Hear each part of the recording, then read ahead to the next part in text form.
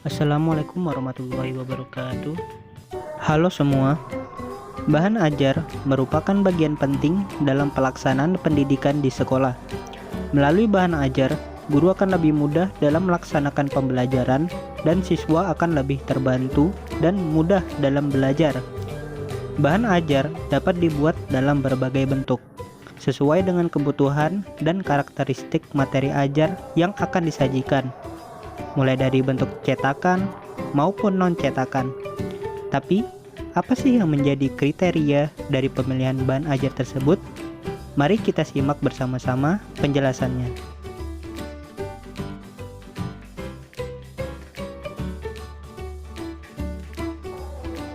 Perkenalkan, kami dari kelompok 2. Adapun anggota kami ialah Perkenalkan, saya Aisyah Sabila selaku pemateri. Perkenalkan, nama saya Rahmat Rizky Nur Ramadan sebagai moderator sekaligus pemateri. Perkenalkan, nama saya Risma Jaya sebagai pemateri. Perkenalkan, nama saya Sinta Adelia Fitriani sebagai pemateri. Pengertian bahan ajar.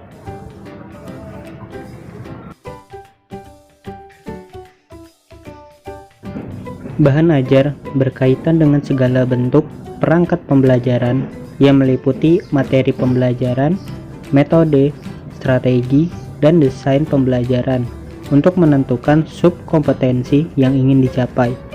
Bahan ajar ini dapat berupa materi yang di dalamnya terdapat informasi pengetahuan, pelatihan keterampilan, dan penilaian sikap yang harus dicapai oleh peserta didik.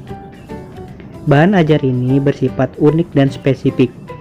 Unik berarti bahan ajar hanya dapat digunakan untuk audiens tertentu dalam suatu proses pembelajaran tertentu. Sebab para audiens dalam konteks ini ialah peserta didik memiliki banyak faktor pembeda dalam diri mereka saat menerima materi pembelajaran, seperti kondisi psikologinya, daya serapnya, lingkungan belajarnya, dan lain sebagainya. Oleh sebab itu, guru biasanya mempersiapkan lebih dari satu bahan ajar dalam proses pembelajaran. Sementara itu, bahan ajar bisa dikatakan spesifik dikarenakan bahan ajar dirancang sedemikian rupa hanya untuk mencapai tujuan tertentu dari audiens tertentu. Jadi, ini lebih ke isi dari bahan ajar, di mana penyampaian dari yang dilakukan oleh guru menyesuaikan oleh karakteristik peserta didik agar tercapainya tujuan pembelajaran.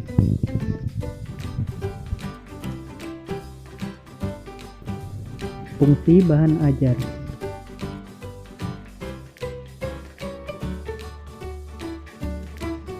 Selanjutnya ialah fungsi bahan ajar. Fungsi bahan ajar terbagi menjadi dua, yaitu bagi guru dan juga bagi siswa. Bagi guru, ada 2 poin di sini, yaitu yang pertama ialah mengarahkan keseluruhan dari aktivitas guru di setiap proses pembelajarannya.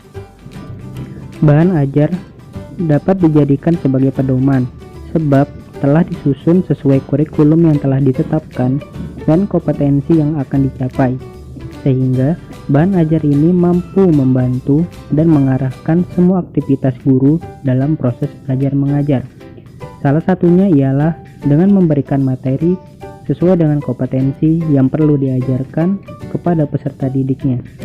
Lalu, poin kedua ialah dijadikan alat evaluasi untuk mencapai hasil pembelajaran.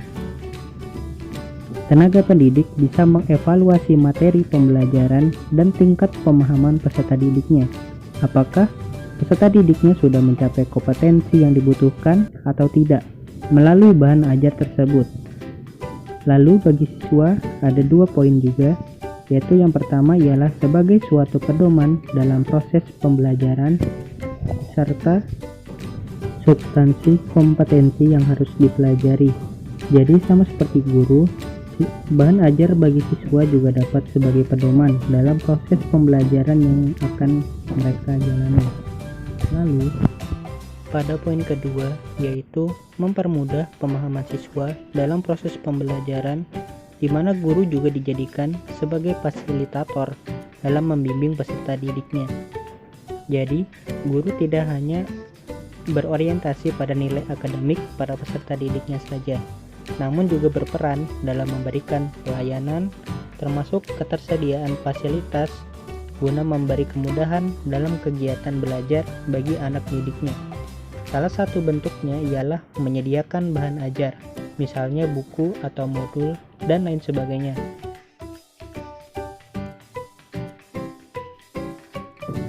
Kriteria bahan ajar.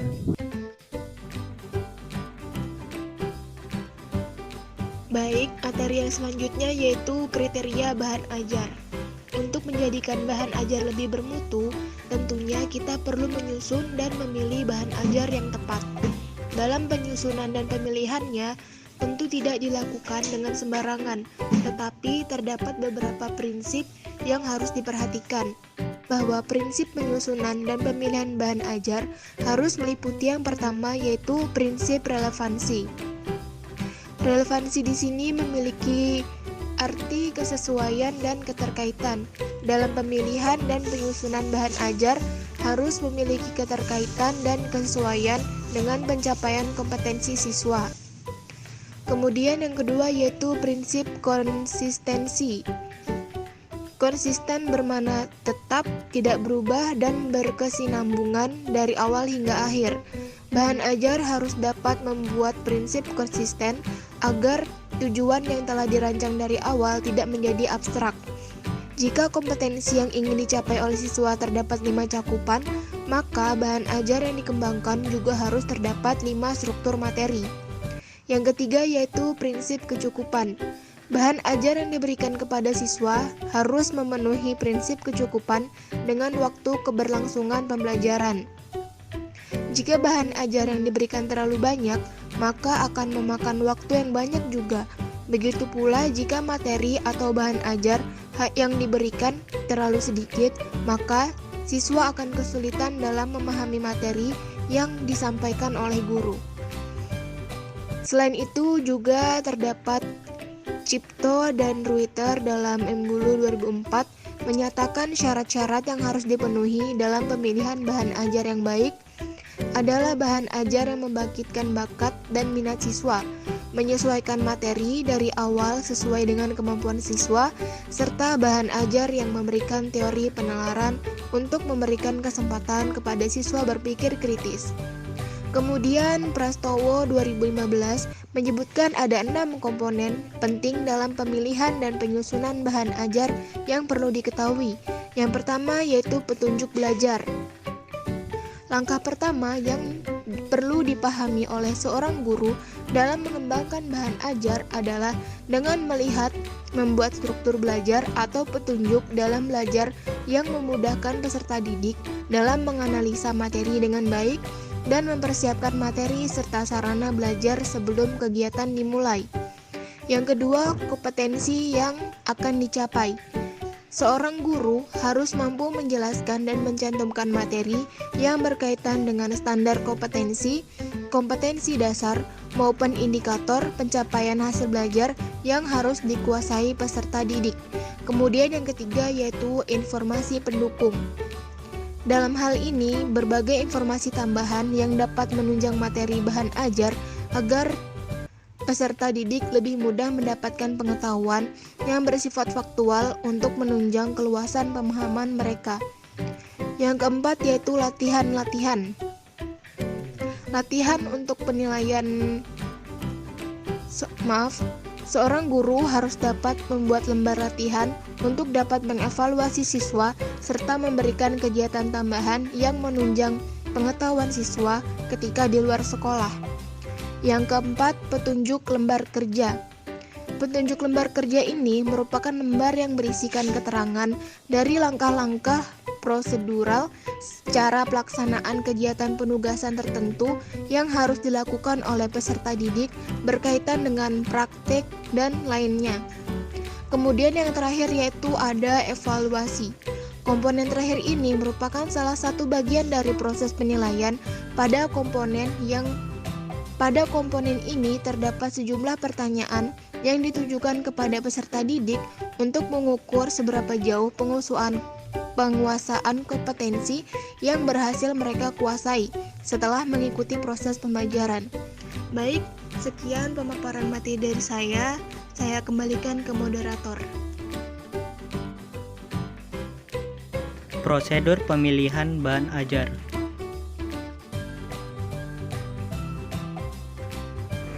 Sebelum memperhatikan prosedur pemilihan dan penyusunan bahan ajar, terlebih dahulu kita harus mengetahui komponen penting yang ada di dalam bahan ajar tersebut. Yang pertama ada petunjuk belajar. Nah, petunjuk belajar ini harus memuat deskripsi modul pembelajaran, persyaratan yang akan dilengkapi oleh peserta didik, metode yang akan digunakan dalam proses pembelajaran, alat serta bahan yang harus dipersiapkan oleh peserta didik. Yang kedua, ada kompetensi yang akan dicapai oleh peserta didik. Yang ketiga, informasi pendukung. Yang keempat, latihan atau lembar kerja peserta didik. Yang kelima, petunjuk pelaksanaan lembar kerja. Yang keenam, ada evaluasi. Nah, menurut Mistiani, tahun 2016, pengembangan bahan ajar merupakan suatu kegiatan yang dilakukan guna merancang kurikulum bahan ajar yang awalnya kurang maksimal menjadi bahan ajar yang efektif untuk digunakan. Lalu, bagaimana sih pemilihan bahan ajar ini? Prosedur atau tahapan pemilihan bahan ajar ini dibagi menjadi 6 tahapan. Di antaranya dimulai dari 1. Mengidentifikasi kebutuhan peserta didik. 2. Mencari informasi terkait bahan ajar. 3. Membuat gagasan yang sesuai dengan pemilihan bahan ajar. 4. Membuat bahan ajar dengan menampilkan standar kompetensi. 5. Menyajikan bahan ajar kepada siswa. Dan yang terakhir, mengevaluasi pembelajaran dari hasil bahan ajar yang telah digunakan.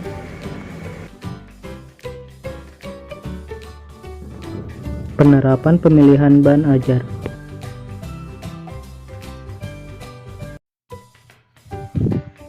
Nah, teman-teman, di sini saya akan melanjutkan materi yaitu mengenai penerapan pemilihan bahan ajar.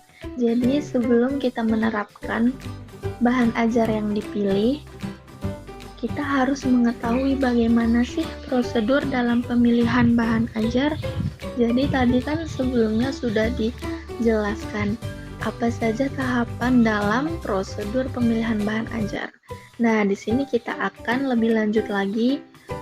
Kita akan menerapkan setelah kita mengetahui tahapan prosedur bahan ajar. Jadi, dalam penerapan pemilihan bahan ajar sendiri, itu kita harus menyesuaikan dengan metode apa sih yang kita implementasikan dalam pembelajaran nanti, dalam pembelajaran berlangsung.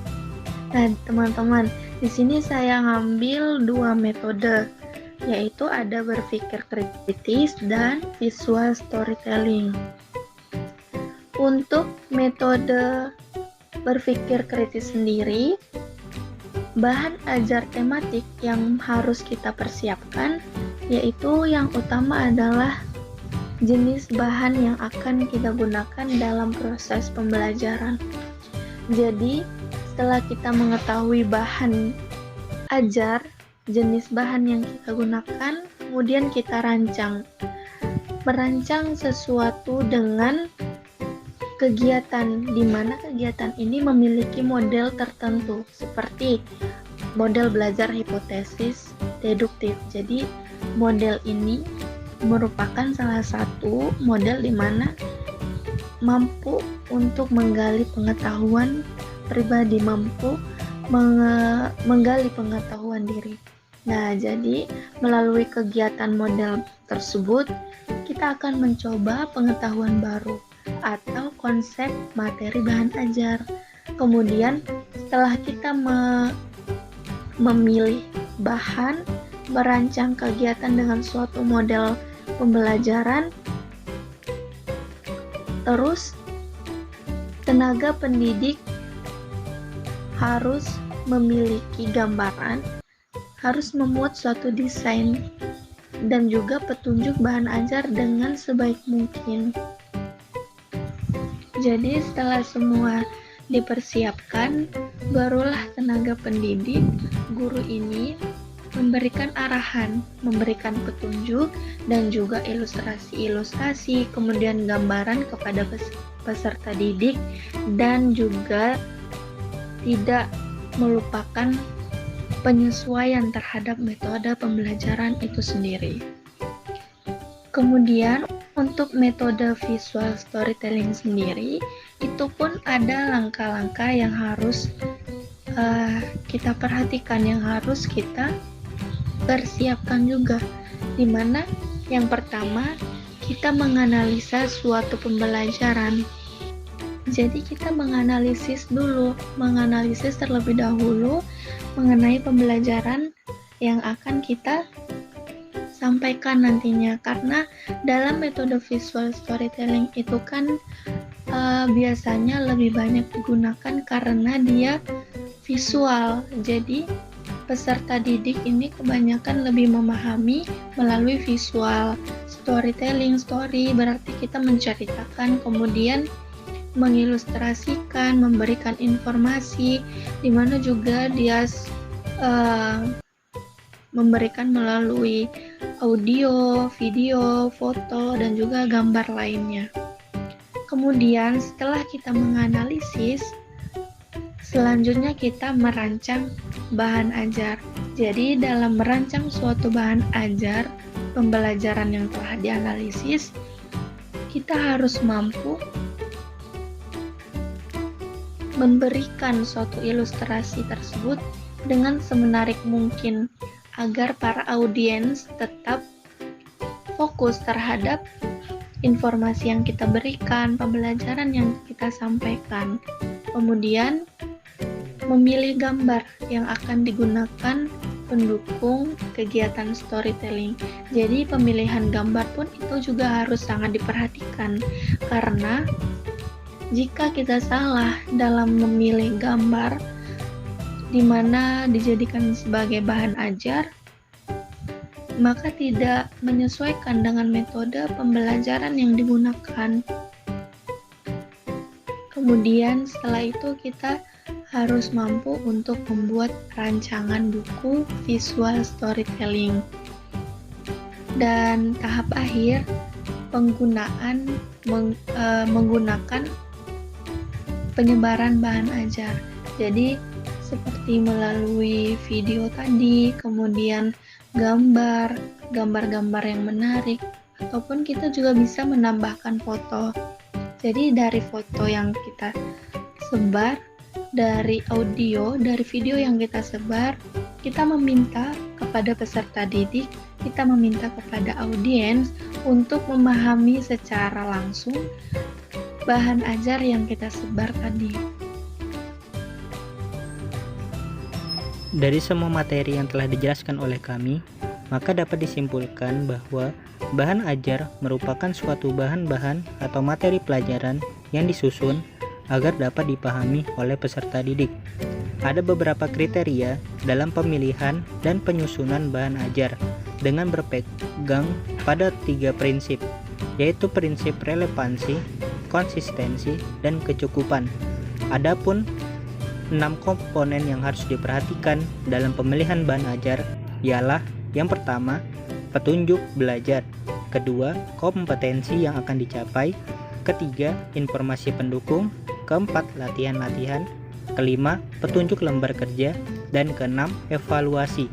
Dengan mempelajari ketiga prinsip dan keenam komponen tersebut, guru seharusnya bisa menghasilkan sebuah bahan ajar yang bermutu dan berkualitas bagi anak didiknya.